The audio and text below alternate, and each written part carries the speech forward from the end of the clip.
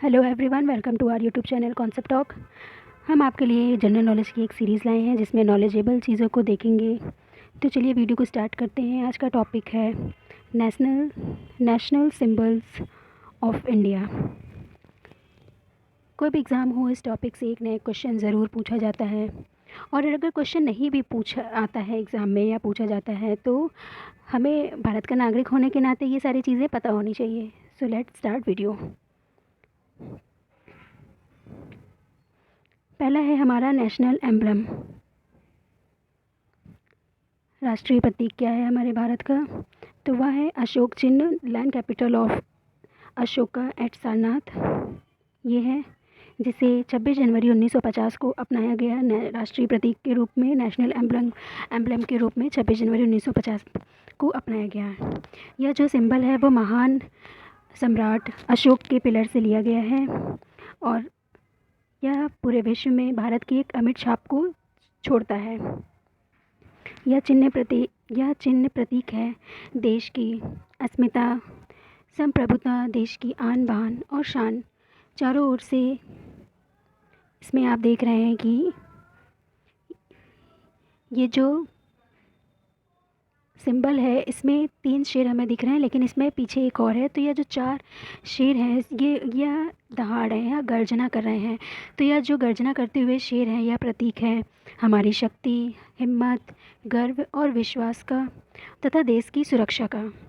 इसके आधार में एक चक्र है जिसे धर्म चक्र कहते हैं, एक दौड़ता हुआ घोड़ा है और एक बलशाली सांड, और इसके नीचे सत्यमेव जयते लिखा हुआ है। सत्यमेव जयते संस्कृत में लिखा है, जिसे मुंडक उपनिषद से लिया गया है, और सत्यमेव जयते उद्घोष करता है सच्चाई का, ईमानदारी का तथा सत्य की राह में हमेशा खड़े रहने का। इसमें जो धर्म चक्र है, इसका जो आधार है, उसमें जो धर्म चक्र है वह न्याय, सम्मान और अधिकारों का प्रतीक है। इसमें जो घोड़ा है वह संघर्षों के बीच हमारी ताकत को दर्शाता है, और बलशाली सांड जो है वह देश की ताकत को दिखाता है। तो चलिए देखते हैं आगे। दूसरा, नेशनल फ्लैग। हमारा राष्ट्रीय ध्वज क्या है? तो हमारा राष्ट्रीय ध्वज तिरंगा है। तिरंगा इसे इसलिए कह रहे हैं क्योंकि यह 3 रंगों से मिलकर बना है। तिरंगा मीन्स होता है ट्राई कलर।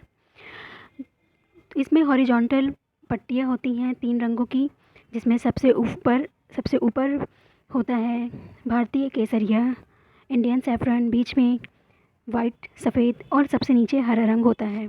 इसकी सफ़ेद पट्टी में एक नीले रंग का चक्र होता है जिसमें 24 तीलियाँ होती हैं। इस झंडे का जो रेशियो है वह इसकी चौड़ाई का इसकी लंबाई के हिसाब से 2:1 है। अगर मतलब कि अगर इसकी जो चौड़ाई है वह 2 मीटर है तो इसकी लंबाई 3 मीटर होगी। इसके बीच में जो वाइट कलर वाला जो पार्ट है, जो सफ़ेद पट्टी है, उसमें जो चक्र है नेवी ब्लू कलर का, उसे अशोक चक्र भी कहते हैं, जिसमें कि 24 तीलियाँ हैं।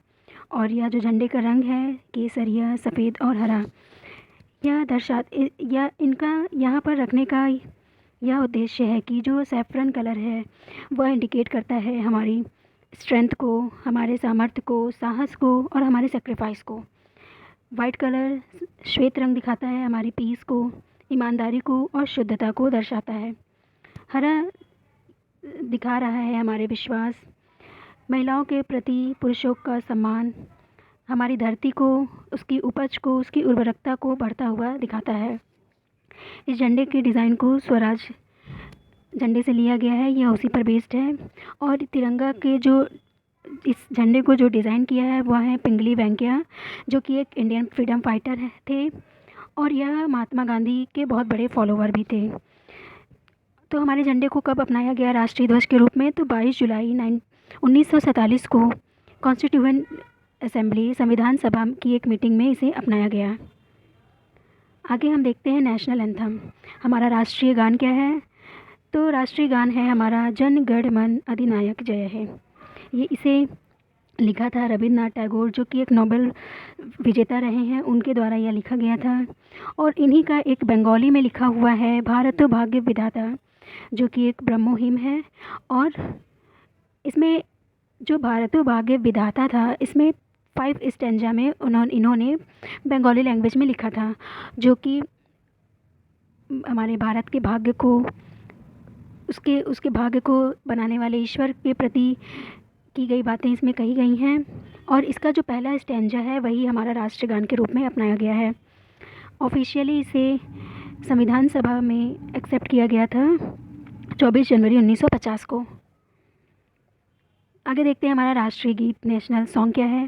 तो हमारा राष्ट्रीय गीत है वंदे मातरम। वंदे मातरम सुजलाम सुफलाम मलयज शीतलाम।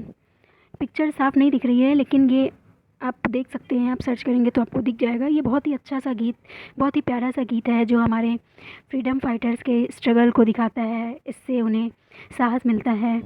और इसको संस्कृत में लिखा था बंकिम चंद्र चटर्जी ने। और 1950 में 24 जनवरी को तत्कालीन राष्ट्रपति डॉक्टर राजेंद्र प्रसाद ने एक सभा में कहा था कि जो वंदे मातरम है, यह एक बहुत ही ऐतिहासिक भाग है इसका। इंडियन जो हमारे फ्रीडम फाइटर्स हैं और जो हमारी स्वतंत्रता है, उसके स्ट्रगल को दिखाता है, उस स्ट्रगल को दिखाता है। और यह हमारे राष्ट्रगान जनगण मन के बराबर इसको ऑनर मिलना चाहिए, दोनों को इक्वल समझा जाए। पहला पॉलिटिकल ओकेजन जब इसे गाया गया वह था 1896 का इंडियन नेशनल कांग्रेस का सेशन। और बंकिम चंद्र चटर्जी का नावल आनंद मठ है, जिसे उन्होंने 1882 में लिखा था, उसी का एक पार्ट है यह वंदे मातरम गीत। अब आगे हम देखते हैं कि हमारा नेशनल एनिमल, राष्ट्रीय पशु क्या है।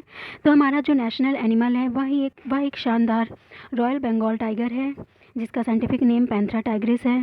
यह जो रॉयल बंगाल टाइगर है, इसे अप्रैल 1703 में नेशनल एनिमल के रूप में अडॉप्ट किया गया था।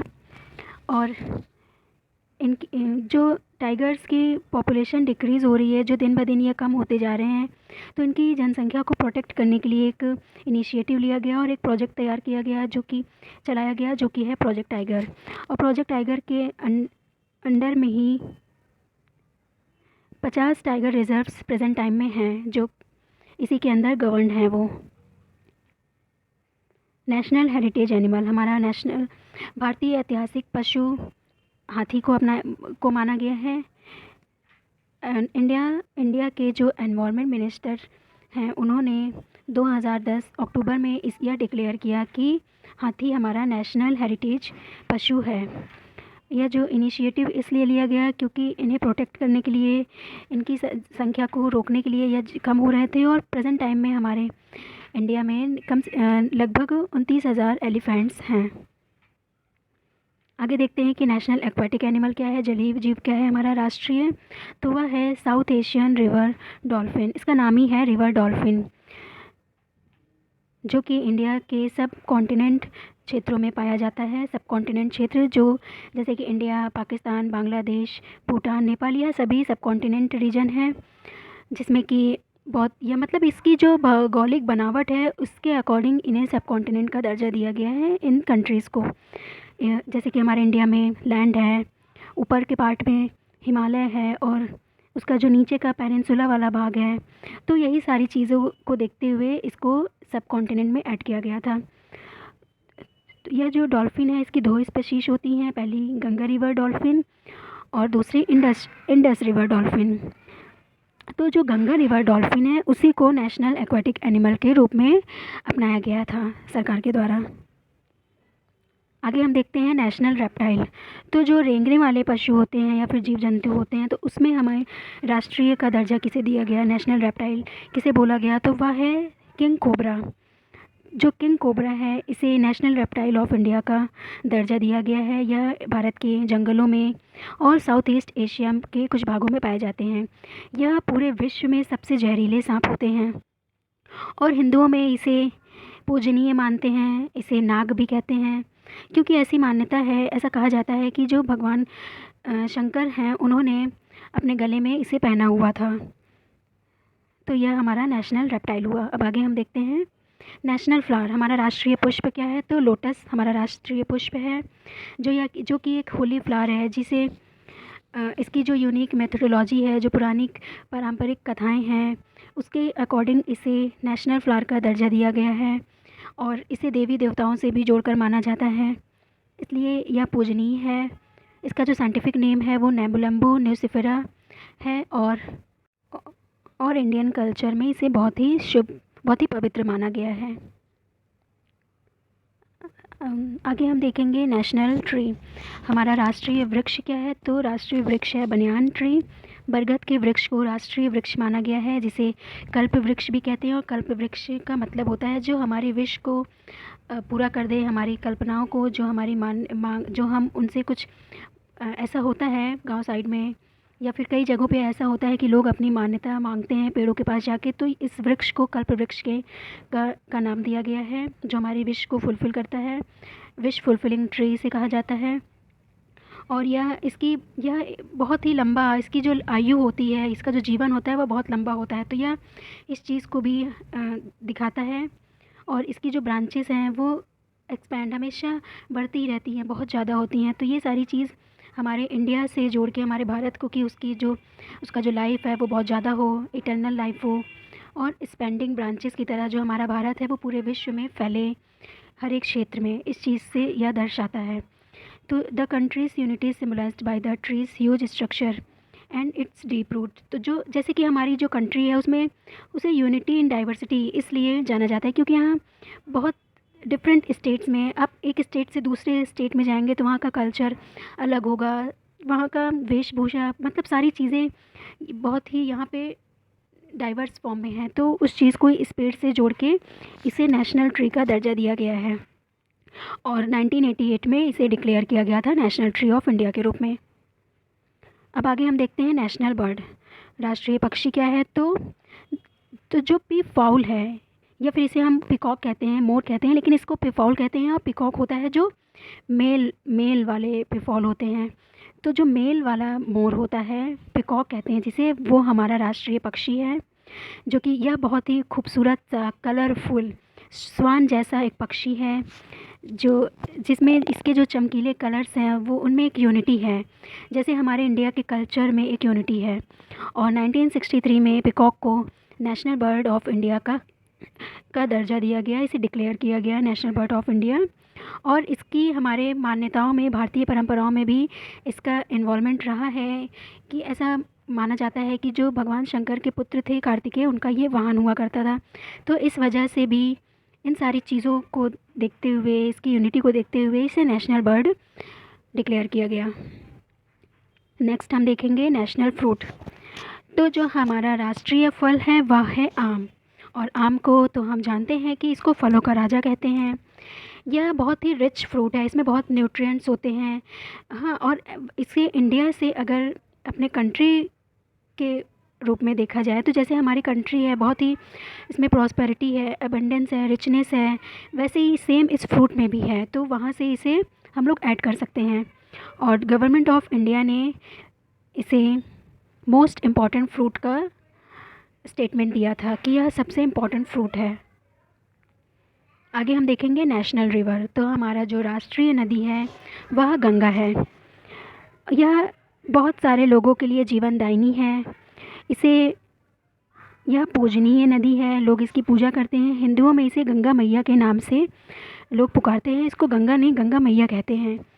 और ये इसके मतलब ये ऐसे राज्यों से होकर जाती है जहाँ पे राजा महाराजा या फिर बहुत ही जो कि प्रचलित राज रहे हैं वो इसके किनारे पर बसे हैं, जैसे कि बनारस, प्रयागराज। और 2008 में प्राइम मिनिस्टर मनमोहन सिंह ने इसे डिक्लेयर किया था नेशनल रिवर। इसका जो ये गंगा रिवर है, इसका जो ओरिजिन है वो गोमुख, उत्तराखंड के गोमुख से हुआ है। और यह भारत में 5 राज्यों से गुजरते हुए बांग्लादेश में जाती है। तो भारत में यह उत्तराखंड, उत्तर प्रदेश, बिहार, झारखंड और वेस्ट बंगाल, इनसे होते हुए यह बांग्लादेश में जाती है। और जब यह बांग्लादेश में गिरती है तो वहाँ इसका नाम गंगा रिवर से बदलकर पद्मा रिवर हो जाता है। और यह भारत की सबसे लंबी नदी है, इसकी लंबाई है 2525 किलोमीटर, और इसीलिए इसे नेशनल रिवर डिक्लेयर किया गया है। अब आगे हम देखते हैं national calendar.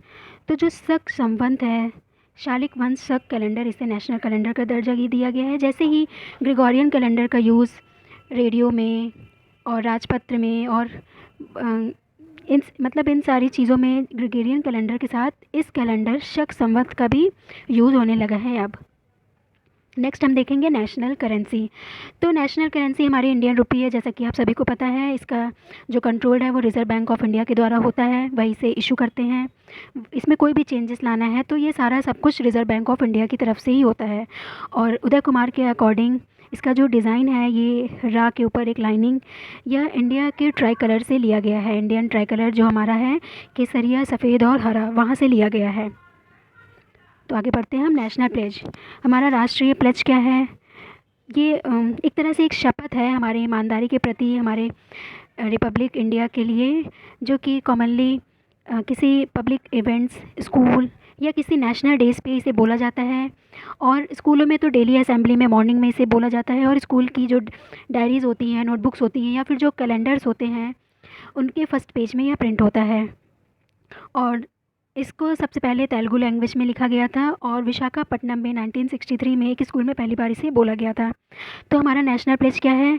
India is my country, all Indians are my brothers and sisters, I love my country and I am proud of its rich and varied heritage, I shall always strive to be worthy of it. I shall give respect to my parents, teachers, and all elders, and treat everyone with courtesy. To my country and my people, I pledge my devotion in their well-being and prosperity alone lies my happiness. जय हिंद।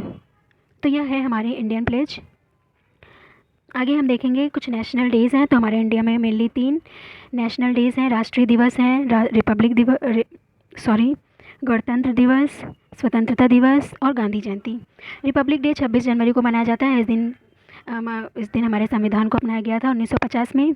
स्वतंत्रता दिवस 15 अगस्त को मनाते हैं, क्योंकि इस दिन हमारा देश आज़ाद हुआ था ब्रिटिश एम्पायर से 1947 में। और गांधी जयंती, महात्मा गांधी की बर्थ एनिवर्सरी उस दिन होती है, तो उसको गांधी जयंती के रूप में मनाया जाता है। तो फ्रेंड्स, आज का वीडियो यहीं पे कंप्लीट होता है। आई होप को आपको सारी चीज़ें अच्छी से समझ में आई होंगी।